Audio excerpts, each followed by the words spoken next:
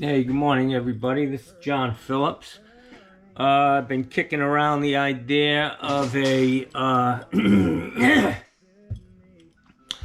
segment on my channel called Tricks of the Trade, and I want to do a segment today. This will be the first one, but I talk a lot about on my channel about making your own tools. Seeing the inadequacy in some of the tools that are out there, or some of the tools that the manufacturer of the product actually give you. And so sometimes you got to make your own tools to make your job easier. Make sure you're not going to have any callbacks and any damage to somebody's house. So I was working for a builder who they spec'd out fiberglass shower units and fiberglass tub units, and they're kind of flimsy. You got to put the valves in different than you would normally. But anyways, what I want to concentrate on today is a shower drain, and for a shower unit, a fiberglass shower unit. And right off the bat, I want to tell you, don't ever even think about putting a plastic one in. They're junk, and guaranteed you're going to have an issue with it down the line. So I've always used the brass. Sioux Chief makes one, Plumb Best, Jones Stevens. It's the same thing. It's a brass strainer with a compression O-ring in the bottom of it, and they send you a tool. I'm going to try to get this strainer off. Unprepared as usual. We wouldn't want to change that up. But let me. All right, so I got the strainer off. Unfortunately, I've cut my finger doing it because I didn't go get a screwdriver. Anyways, this is the tool that they send you. And I'll show you the rest of the strainer. This is the brass ring that you use to torque down on this. And it's very important that you get your rough end dead on. But you can see this is the gasket. And if you look at it, you'll see one side has a bevel. The other side is flat. The flat side goes up.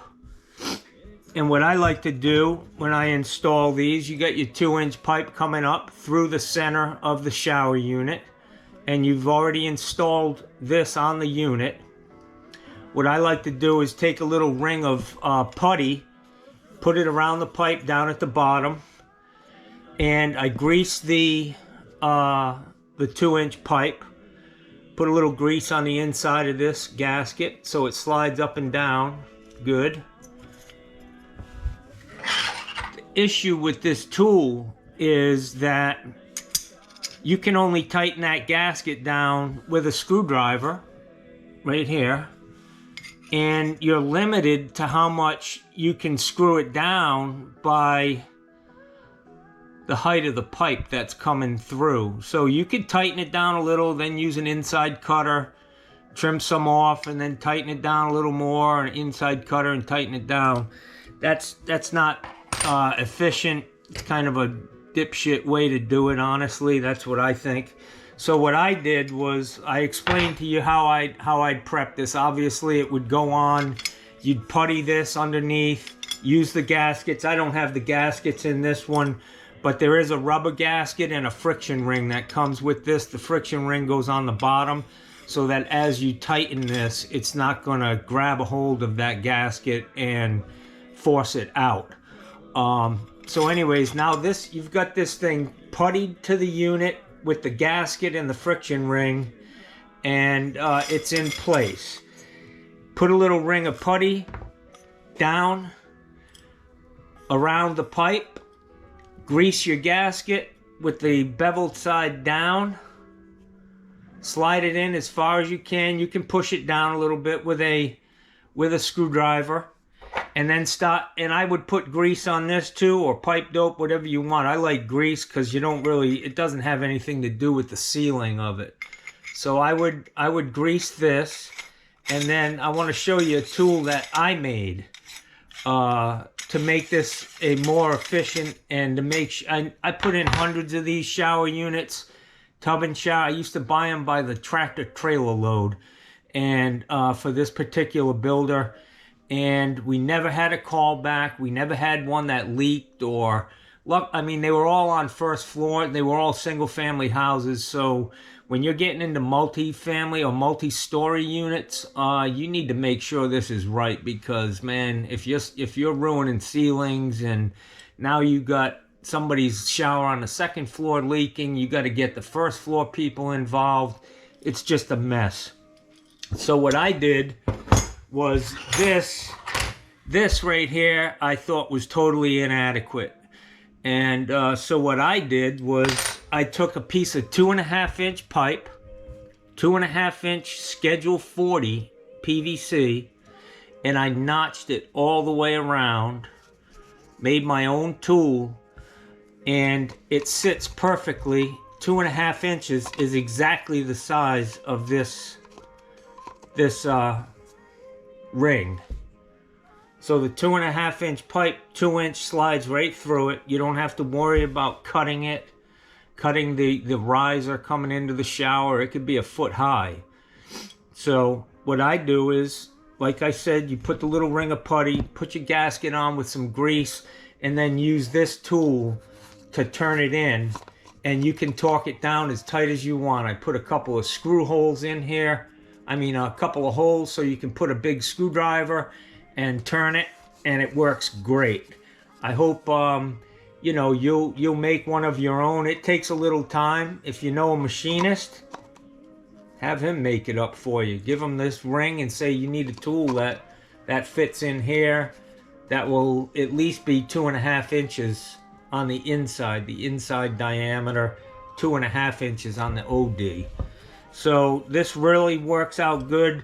Since I made that, that was probably 15 years ago, I throw these out. This is worthless. It's the cause of a lot of leaks. So, yeah, so I'll just show you how this works. Simple. And you'll see that this thing goes right inside, and you can go down, and now I can feel the pressure of that gasket. And I just use a big screwdriver, get some leverage on it, tighten it down, and you can see, well, obviously that's not going to happen if the pipe is inside. But yeah, so this is a little trick of the trade. I made sure I wrote on this thing. Ow! Ouch!